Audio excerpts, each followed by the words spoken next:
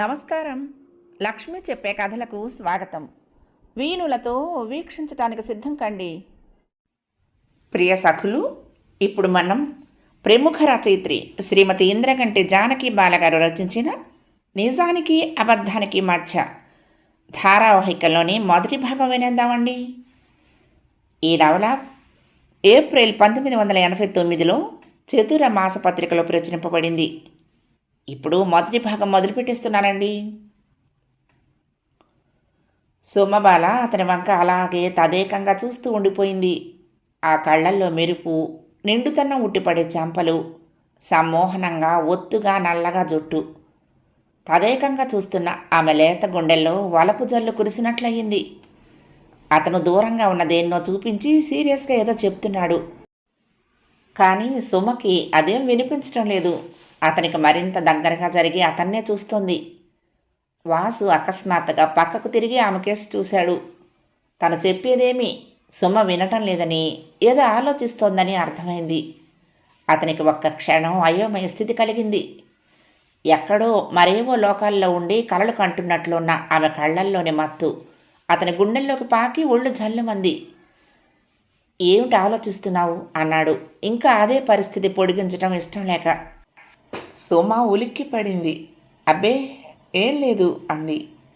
వారిద్దరూ బిర్లా మందిర్ కొండ మీద కూర్చుని దూరంగా వెలిగిపోయే హైదరాబాద్ నగర సౌందర్యాన్ని చూస్తున్నారు.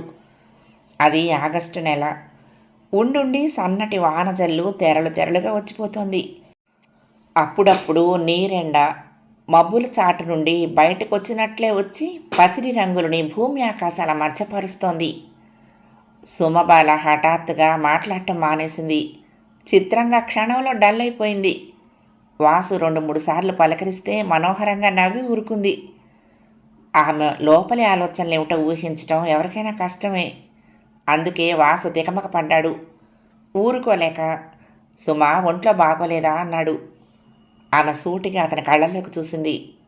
నెమ్మదిగా అతని భుజం మీద చెయ్యేసి అదేం లేదు అంది. ఆమె స్పర్శలో అతనికి ఏదో కొత్తదనం తోచింది. ఆ కళ్ళల్లో గులాబీల తోట నవ్వినట్లు అనిపించింది.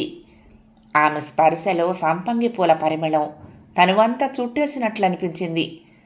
నిజానికి 3 రోజులుగా ఇద్దరూ హైదరాబాద్ నగరం అంతా కలిసి తిరుగుతున్నారు. ఒకరి చెయ్యి ఒకరికి తగలటం, ఒకరినొకరు చూసుకోవటం ఇదే మొదలు కాదు. కానీ ఏదో ఒక చిత్రమైన అనుభూతికి, మనసుల్ని పెనవేసే అనుభవానికి మాత్రం ఇదే మొదలు. ఈ సుమబాల ఎప్పుడూ ఇలాగే తనతో ఉండిపోతే ఎంత బాగుండును అనిపించింది. అతనికి గుండె ఒక్క క్షణం లయ తప్పింది. ఎందుకు నేను ఈ వాసుకి ఇంత చేరువుగా వచ్చేశాను? ఈ సాన్నిహిత్యం కలకాలం ఇలాగే నిలుపుకోగల శక్తి నాకుందా? లేకపోతే జీవితంలో ఓడిపోవటానికి ఇదొక మొదటి ప్రయత్నమా అనుకున్న ఆమె మనసు ఒక్క క్షణం చివురుటాకులా చెల్లించిపోయింది. ఇద్దరి మధ్య మాటలు కరువయ్యాయి. మనసులు మౌనంగానే మాట్లాడుకుంటున్నాయి. ఇద్దరూ ఈ స్థితిని కప్పిపుచ్చుకుందామని ఒకేసారి అనుకున్నారు. పోదాం పద అంటూ చెయ్యి అందించాడు వాసు. ఆమె అలవోకగా చెయ్యి అందించింది. ఆ చెయ్యి మెల్లగా మృదువుగా అప్పుడే విచ్చుకున్న తెల్ల కలువ పువ్వులా ఉంది. ఆమె కళ్ళల్లోకి సూటిగా చూసి నవ్వాడు. ఆమె సిగ్గుపడి తలంచుకుంది. వాసు స్కూటర్ స్టార్ట్ చేశాడు. సుమ వెనక కూర్చుని సుకుమారంగా తన చెయ్యి వాసు భుజం మీద వేసింది. చల్లటి గాలి ఇద్దరిని లాలిస్తూ వేగంగా వెనక్కి వెళ్తోంది. స్కూటర్ ముందుకు దూసుకుపోతోంది. విశాలాక్షి అస్థిమితంగా అటు ఇటు తిరుగుతోంది. 9:30 దాటింది. భర్త త్వరగా ఇంటికొస్తే బాగుండునని తహతహలాడుతోంది. అతనితో ఏకాంతంగా 2 మాటలు చెప్పాలి. కానీ ఎంతకీ భర్త జగదీశ్వరరావు జాడ లేకపోయేసరికి కోపం, అసహనం క్షణక్షణము పెరిగిపోతున్నాయి ఆమెలో. 3 రోజుల నుంచి వాసు సుమను తీసుకుని హైదరాబాద్ చూపించడం కోసం వెళ్తున్నాడు. వాళ్ళు తిరిగి వచ్చేలోగా భర్త వస్తే ఏదో చెప్పాలని ఎంత తాపత్రయపడినా కుదరటం లేదు. అతను ఏనాడు సమయానికి రావటం లేదు. విశాలాక్షి అటు ఇటు తిరుగుతోంది. మురళి, కరుణ లోపల గదుల్లో చదువుకుంటున్నారు. ఇవాళ కూడా ఆయన కంటే వీళ్లే ముందొచ్చేట్లున్నారు అనుకుని లోపలికి వెళ్ళి భోజనాల బల్ల దగ్గర కావలసినవి ఒక్కొక్కటి సర్దటం మొదలుపెట్టింది. ఇంతలో స్కూటర్ శబ్దం వినిపించడంతో బయటకొచ్చింది.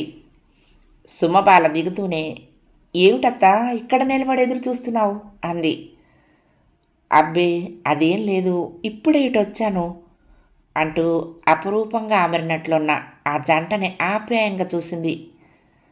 ఆలస్యమైపోయింది కదూ, మురళీ కరుణ నిద్రపోయారా అడిగింది సుమ.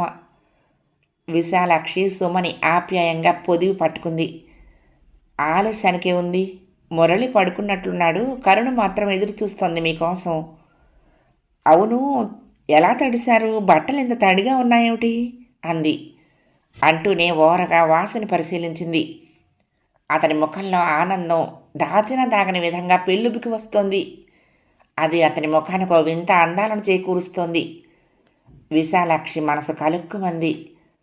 ఇద్దరూ మరీ చిన్నపిల్లలేం కాకపోయినా ఢక్కా మొక్కిలు తిన్నవాళ్ళు కాదు. తనేం చెప్పాలన్నా ఎలా చెప్పాలన్నా అది కుదిరేది కాదు. వదిన చాలా ఆలస్యం చేశాం కదూ, రా కరుణ అన్నం తిందాం అన్నాడు వాసు. పర్లేదులే బాబాయ్, సరే కానీ ఈరోజు ఎక్కడికి వెళ్ళారు అంది కరుణ. నౌబత్ పహాడ్ చెప్పాడు. చాలా బాగుంటుంది కదూ అంది కరుణ. అవును, నువ్వు వస్తే ఇంకా బాగుండేది అంది సుమ. నాకు రేపు టెస్ట్ ఉంది, చదవాలని రాలేదు, అయినా మేము అస్తమానం వెళ్తూనే ఉంటాంగా అంది కరుణ. 2 రోజులుగా సుమబాల వాసు ఎన్నో కబుర్లు చెప్పేసుకున్నారు. కానీ ఈవేళ ఎందుకనో ఇద్దరూ మౌనంగానే ఉన్నారు. వాళ్ళ కళ్ళల్లో ఆలోచనలు ఏవో దాగున్నాయనిపిస్తోంది.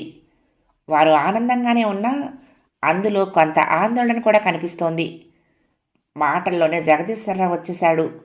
అంతే, ఇక ఇల్లంతా ఒకటే సందడి. సుమా, మొత్తం హైదరాబాద్ అంతా చూసినట్టేనా అన్నాడు జగదీష్.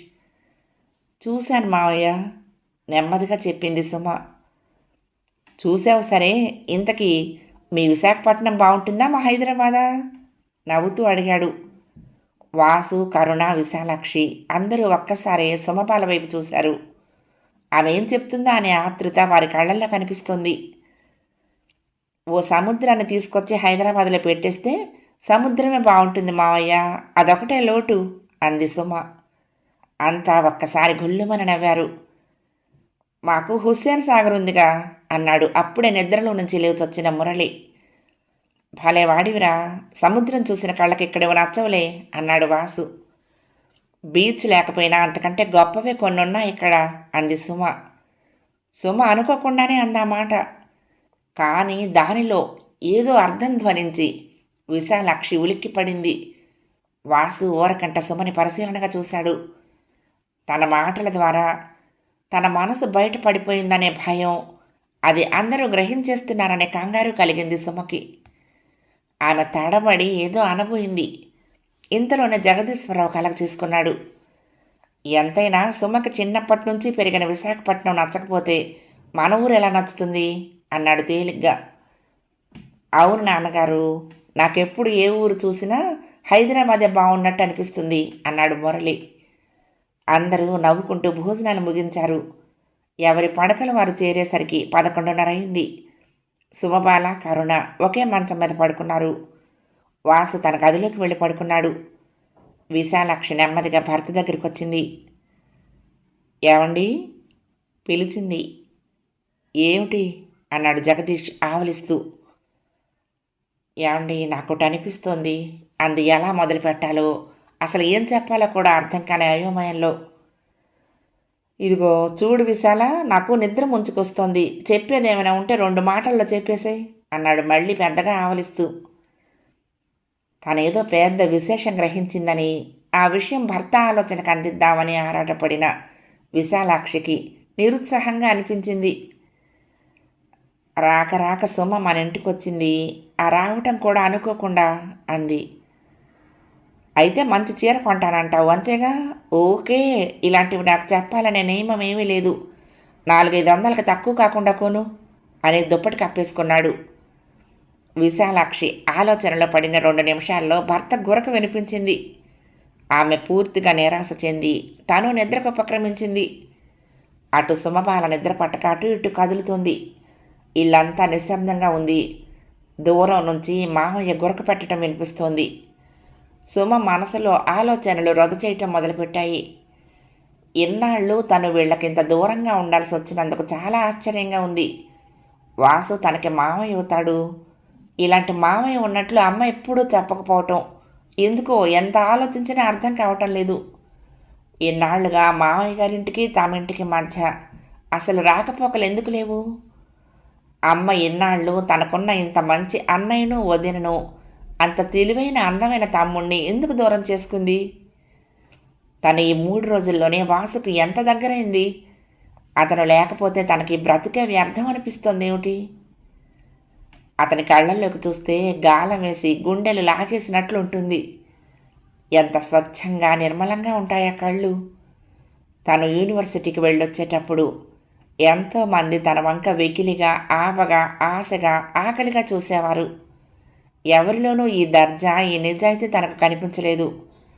ఏదైనా ఒకటి వివరించి చెప్తూ ఉంటే ఆ కళ్ళ నిండా తీక్షణమైన ఆలోచన తప్ప మరో భావం కనిపించదు.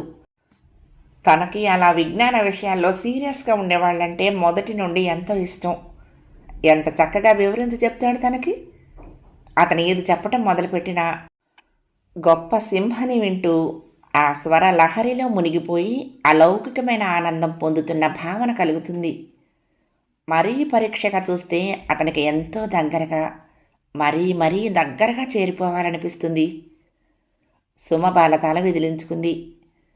ఈ ఆలోచనలు ఇలా తీయగా, హాయిగా, అంతుపంతు లేకుండా సాగిపోతూనే ఉంటాయి.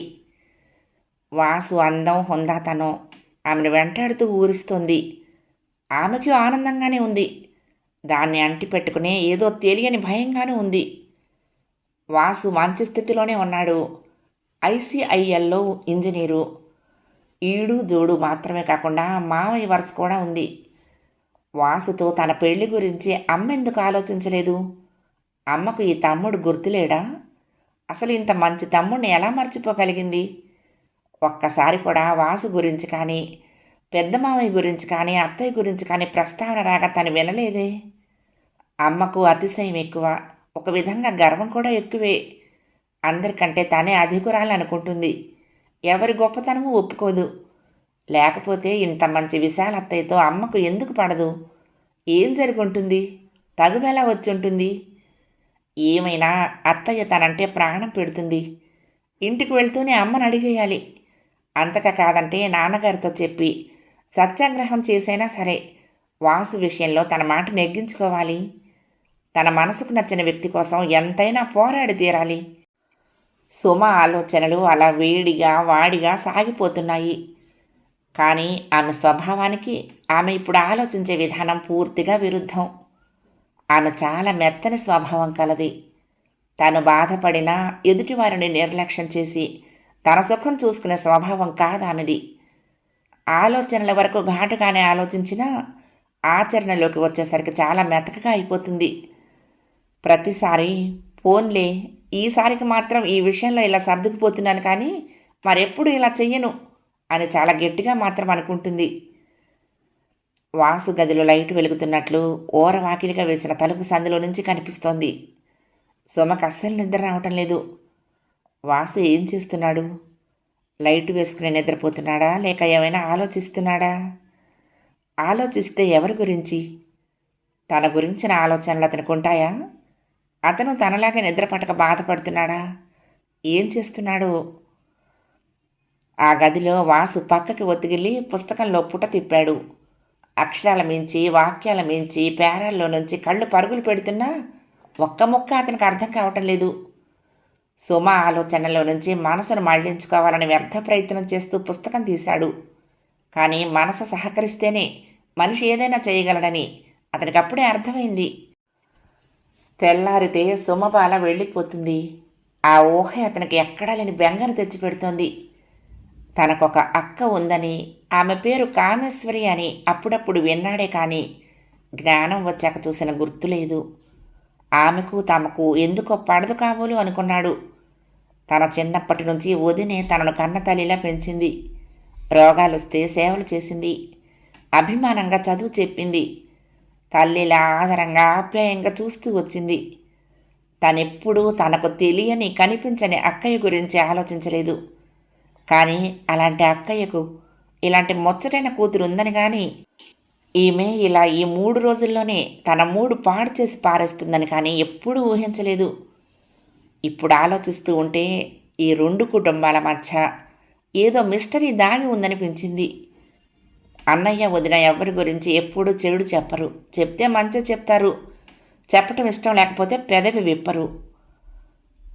ఈరోజు ఉదయం నుంచి ఇప్పటిదాకా ఈ సుమ తన కోసమే పుట్టిందని తనకు ఎన్నిసార్లు అనిపించిందో. ఎలాగైనా సరే సుమని చేపట్టి తీరాలనే కోరిక క్షణానికి పెరిగిపోతోంది.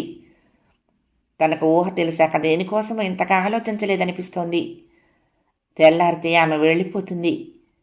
ఆమె కళ్ళు తనకెన్ని మాటలు చెప్పినా ఒక్కగానొక్క మాట ఆమె నుంచి వింటే తనకు ఏ సంశయమూ ఉండదు. అయితే ఎలా? ఇంతలో తలుపులు నెమ్మదిగా తెరుచుకున్నాయి. వాసు ఉలిక్కిపడి గుమ్మం వైపు చూశాడు. సుమ నెమ్మదిగా అడుగు లోపల పెట్టింది. వాసు ఒక్క ఉదుటిన లేచి నిలబడుతూ, "ఏమిటి సుమ, ఇంకా నిద్రపోలేదా?" అన్నాడు. "పడుకున్నాను, కానీ నిద్ర రాలేదు" అంది. వాసు మనసు ఆనందంతో ఊగిపోయింది. "రా, వచ్చి కూర్చో" అన్నాడు. ఆమె నెమ్మదిగా వచ్చి ఎదురుగా ఉన్న సోఫాలో కూర్చుంది. వచ్చి రాని నిద్ర వల్ల ఆమె కళ్ళు మత్తుగా ముగ్ధమోహనంగా ఉన్నాయి. ఇద్దరిని ఎన్నో అడగాలని ఉన్నా ఇద్దరికీ నోరు పెగలటం లేదు. ఒకరికొకరు అంత దగ్గరగా ఉన్నా ఒకరి సాంగత్యంలోని సాన్నిహిత్యాన్ని మరొకరు ఊహలోనే అనుభవిస్తున్నారు. వాసు చాలాసేపు అలాగే పత్రిక తిరిగేస్తూ కూర్చున్నాడు. అక్కడే ఉన్న స్టార్ డస్ట్లో గాసిప్స్ చదువుతూ సినిమా బొమ్మలు చూస్తూ కూర్చుంది సుమ. తనేం అడగాలని వచ్చిందో అది అడగలేనని సుమకి, తను చెప్పదలుచుకున్నది చెప్పలేనేమోనని వాసుకి అనిపించి ఒకే క్షణంలో నోరు తెరిచారు. "సుమా." ఆ తర్వాత అతనేం మాట్లాడలేదు. "నాకు ముందు నుంచి మీతో పరిచయం లేకపోవటం వలన నువ్వు అనాలో, మావయ్య అనాలో, మీరు అనాలో నాకేం తెలియటం లేదు" అని ఆగింది సుమ. వాసుకి సంతోషం మనసును ఊపేసింది. తనకి సుమకి మధ్య గాలి దూరే సందు కూడా ఉండనీయకూడదనే బలమైన కోరికను ఎంతో కష్టం మీద అదిం పట్టుకున్నాడు. "సుమా, నువ్వెలా పిలిచినా నాకిష్టమే" అంటూ కాస్త ముందుకు వంగి ఆమె చెయ్యి తన చేతిలోకి తీసుకున్నాడు. ఆమె దడదడలాడే గుండెలతో అతని చేతి మీద తన రెండో చేయి వేసింది. "ఈ స్నేహం ఇలాగే జీవితాంతం నిలిచేలా చేస్తానని మాట ఇవ్వగలరా?" అడిగింది. అలా అనేసి ఎంతో గాబరా పడిపోయింది. ఎక్కడలేని సిగ్గు ఆమెను కమ్మేసింది. వాసు నెమ్మదిగా ఆమె తల పైకెత్తి తన చేతిలో ఉన్న ఆమె చేతిని మృదువుగా ముద్దు పెట్టుకున్నాడు. "తప్పకుండా" అన్నాడు ఆమె కళ్ళల్లోకి సూటిగా చూస్తూ. ఆమె ఆనందంతో చెయ్యి నెమ్మదిగా లాగేసుకుని పరిగెడుతున్నట్లుగా వెళ్ళిపోయింది. జగదీశ్వరరావుకి మెలకు వచ్చింది. ఇంకా పూర్తిగా తెల్లవారలేదు. దూరంగా చిన్న చిన్న శబ్దాలు తప్పించి అంతా ప్రశాంతంగా ఉంది. రాత్రి భార్య తనతో ఏదో చెప్పాలని ప్రయత్నించిన విషయం, తనకి ఆపుకోలేని నిద్ర ముంచుకు వస్తే నిద్రలోకి ఒరిగిపోయిన విషయం గుర్తొచ్చాయి. పక్కనే విశాలాక్షి నిద్రపోతోంది. ఆమె మనసులో ఉన్న ఆందోళన అతను ముందే అర్థం చేసుకున్నాడు.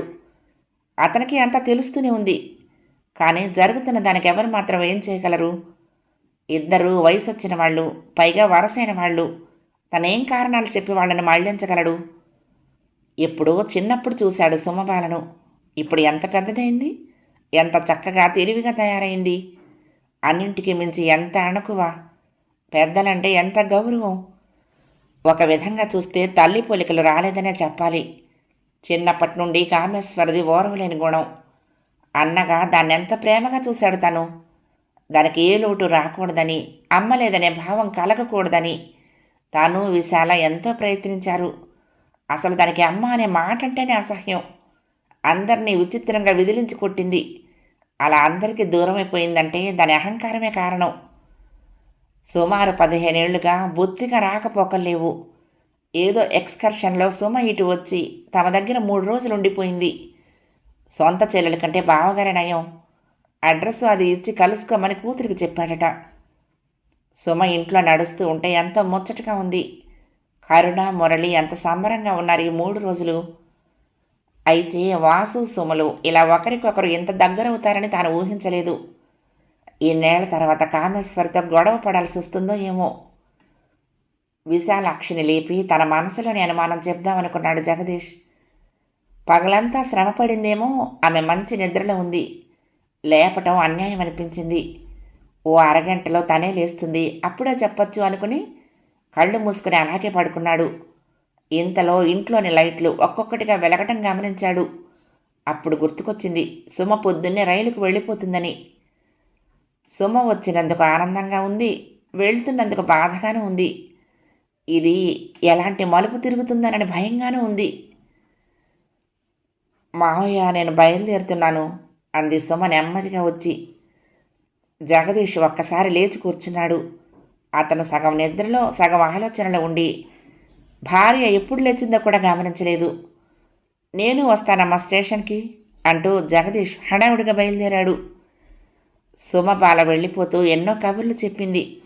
వాసును ఉత్తరాలు రాయమని, జగదీష్ మావయ్యని రమ్మని, సెలవులకి కరుణని మురళిని పంపమని ఎన్నో చెప్పింది. అన్నింటికీ విశాలాక్షి, జగదీష్ సంతోషంగా తలడూపారు. సుమబాల ఎక్కిన రైలు ప్లాట్ఫామ్ దాటుతూ ఉంటే తనలోని ప్రాణం కదిలి వెళ్ళిపోతున్నట్లు అనుభూతి పొందాడు వాసు. కనిపించినంత దూరం చూసి విశాలాక్షి, జగదీష్, వాసు ముగ్గురు ఒక్కసారి వెనక్కు తిరిగారు. సికింద్రాబాద్ స్టేషన్ అంతా చిన్నపోయినట్లుగా వారికి ఒక చిత్రమైన భావన కలిగి వారిలో వారే నవ్వుకున్నారు. ముగ్గురు స్టేషన్ నుంచి బయటపడి ఇంటికి చేరుకున్నారు. వదినా, అసలు మా అక్కయ్యకు మనకి ఇంత శత్రుత్వం రావటానికి కారణం ఏమిటి? వదిన వైపు తిరిగి నెమ్మదిగా అడిగాడు. విశాలాక్షి గతుక్కుమంది. అంతలోనే సర్దుకుంటూ, అబ్బే, అంతగా శత్రుత్వం ఏమీ లేదయ్యా అని కప్పిపుచ్చబోయింది. వాసు తేలిగ్గా నవ్వేస్తూ, భలే దాని వదినా, 12 ఏళ్లుగా ఈ ఇంటి మీద కాకి ఆ ఇంటి మీద వాలలేదు, అంతకంటే ఏం కావాలి అన్నాడు. ఏమున్నాయి, కుటుంబ కలహాలు, చిన్న చిన్న మాట పట్టింపులు అంతే అంది. మరింక వాసు మాట్లాడలేదు. అప్పటికే పేపర్ చదవటంలో మునిగిపోయిన జగదీష్ వీరి సంభాషణ విన్నాడో లేదో కానీ అతనేమీ మాట్లాడలేదు. వాసుకి ఒకటి మాత్రం బాగా అర్థమైంది. ఏదో ఉంది, అది చెప్పటం విశాలాక్షికి ఇష్టం లేదు. అలాగని ఎదుటివారి మీదకు చెడ్డతనాన్ని తోసేసి తను మంచి అని చెప్పుకునే స్వభావం కాదు ఆమెది. మంచి సంస్కారవంతురాలు వదిన అనుకున్నాడు వాసు. అతనిలోని ఆలోచనలు సాగిపోతున్నాయి. వదిన విశాలాక్షి, అక్కయ్య కామేశ్వరి ఇద్దరూ వదిన మరదళ్ళు. అదేమి ప్రారంభమో, ఆ బంధుత్వంలో స్నేహం అనేదే ఉండదు, పొత్తు అనేదే పొసగదు. ఇద్దరూ విడిగా ఎంత మంచివారైనా కలిస్తే పరస్పరం చెడ్డవారైపోతారు. అక్కడ ఏ చదువులు సంస్కారాలు పనికిరావు. అసలు వీరిద్దరి మధ్య ఏం గొడవలు జరిగాయో. తను అన్నగారి పంచన ఉండటం వలన అక్కయ్యకు దూరమయ్యాడు. అదే కాకుండా చిన్నప్పటి నుండి సుమ స్నేహం కూడా దూరం చేసుకున్నాడు. ఇక ముందు కూడా పెద్దల మధ్య ఉన్న స్పర్ధల వలన తను సుమ దూరమే పోవటం అనవసరం. అలా ఎన్నటికి జరగటానికి వెళ్ళలేదు. తనంత తేలిగ్గా వదిలేయడు. అసలు తనకు సుమతో పరిచయమే కాకపోతే అది వేరేగా ఉండేది. కానీ ఇప్పుడు తన పరిస్థితి వేరు. వాసు సతమతమయ్యే ఆలోచనలతో నిత్యకృత్యాల్లోకి దిగాడు. సుమబాల 6 నెలల క్రితం తన పోస్ట్ గ్రాడ్యుయేషన్ పూర్తి చేసింది. ఆమె చేసింది సోషల్ వర్క్ ఎంఏ కావడంతో చదువు పూర్తయి డిగ్రీ చేతికి రాగానే ఉరకలు వేసే ఉత్సాహంతో సోషల్ వర్క్ మొదలు పెట్టాలని ఊగిపోయింది. కానీ తల్లి స్వభావం తెలిసి ఆ ఉత్సాహాన్ని మనసులోనే దాచుకుంది. నెమ్మదిగా నిశ్శబ్దంగా యుద్ధం మొదలుపెట్టింది. కామేశ్వరి చిన్నప్పటి నుండి పెంచుకున్న తన భావాలను, అభిప్రాయాలను జాగ్రత్తగా సిమెంట్ కాంక్రీట్ చేసి పెట్టేసుకుంది. అంతేగాని చదివి నేర్చుకోవటం, చూసి అలవరుచుకోవటం ఆమెకు తెలియదు. అలాంటి ఆలోచన ఆమెకు రాదు. ఒకవేళ ఎవరైనా చెప్పబోతే వాళ్ళని ఒట్టి వెధవల మాదిరి జమకట్టి పారేస్తుంది. ఆమెలో ఎంతో లోతుగా పాతుకుపోయిన కొన్ని అభిప్రాయాలను తుడిచేయాలని భర్త విశ్వనాథ్ ప్రయత్నించి విఫలమయ్యాడు. నిజానికి సుమబాల ఎంఏ చదవటం కామేశ్వరికి ఇష్టం లేదు. ఆమె డాక్టరీ చదివి ఊరిని దేశాన్ని ఏలేయాలని, 2 చేతుల డబ్బు సంపాదించి ఇంటి నిండా పోయాలని ఆ తల్లి మొదట్లో ఆశపడింది. కానీ అందుకు భిన్నంగా సుమబాల మొదటి రోజు నుంచి మరోలా ఎదుగుతూ వచ్చింది. సైన్సు, లెక్కలు అంటే సుమ ఇష్టపడేది కాదు. Political science, history, economics, literature, sociology లాంటి వాటిల్లోనే ఆసక్తి కనపరిచేది. మిగిలిన విషయాల్లో భార్య మాట జవదాటకపోయినా కూతురు చదువు విషయంలో మాత్రం విశ్వనాథం పట్టుబట్టి కూతురికి ఇష్టమైన సబ్జెక్ట్స్తో చదివించాడు. సోషల్ వర్క్ అంటే కామేశ్వరికి మరీ కోపం. ఊరికే పేదవారి మీద, రోగిష్టి వారి మీద, మోసపోయిన వారి మీద జాలి చూపిస్తూ ఉంటే ఆమెకు మనసు రగిలిపోతూ ఉంటుంది. తండ్రి కూతుళ్ళ మాటలు సహించలేకపోయేది. చదువుకుంటున్నప్పుడు కూడా ప్రాక్టికల్స్ కోసము క్లాసులు తీసుకుందామని సోమ బీద బిక్కి దగ్గరికి వెళ్తే కామేశ్వరికి చిరాగ్గా ఉండేది. అయినా సోమ బీద పిల్లల్ని పోగేసి రోజులు తరబడి వాళ్లతో గడిపేది. వాళ్ళకేవేవో చెప్పేది. అలాంటి సమయంలో విశ్వనాథ్ కూతురికి ఏం కావాల్సినా ఇచ్చేవాడు. ఆమె వాళ్లకు ఏవో ఒకటి కొని తినేందుకు పెట్టేది. ఒకసారి తన దగ్గర డబ్బులు ఎక్కువ లేక తనే ఇంట్లో ఉప్మా తయారు చేసింది. అసలే అలవాట్లేదు, చిన్నతనం. అప్పుడు చేతి వెళ్ళు కాలినందుకు తల్లి తిట్టిన తిట్లు సుమకెప్పుడూ గుర్తుంటాయి. కాలిన చేయి కన్నా తల్లి మాటలు సుమను ఎక్కువ బాధించాయి. అందుకే ఈ చదువు అసలు బిఏతోనే ఆపేయమని కామేశ్వరి ఎంతో రాద్ధాంతం చేసింది, కానీ కుదరలేదు. ఆ సందర్భంలోనే తల్లికి సుమకి ఒక ఒప్పందం కుదిరింది. ఎంఏ పూర్తి చేసిన 6 నెలల్లో కామేశ్వరి చూసి నిర్ణయించిన సంబంధం చేసుకోవాలి సుమ. అలగా జనంతో తిరుగుతూ పెళ్లి వాయిదా వేస్తే తల్లి సహించదు. అది ఒప్పందం. ఎంఏ పరీక్షలు పూర్తవుతూ ఉండగానే సుమ తన పనిలో పడిపోయింది. నిస్వార్థమైన దృష్టితో అనాథ బాలికలకు ఏదో చెయ్యాలని తాపత్రయపడుతున్న సుమ చాలా తక్కువ సమయంలో సోషల్ వెల్ఫేర్ వారి దృష్టిని ఆకర్షించింది. అధికారులు ఆమెకు మంచి ఉత్సాహం ఇచ్చి అందులో వెల్ఫేర్ ఆఫీసర్గా రమ్మని కోరారు. ఆమె వారికి వెంటనే ఏమీ చెప్పకుండా తన పనిలో తను ఉండిపోయింది.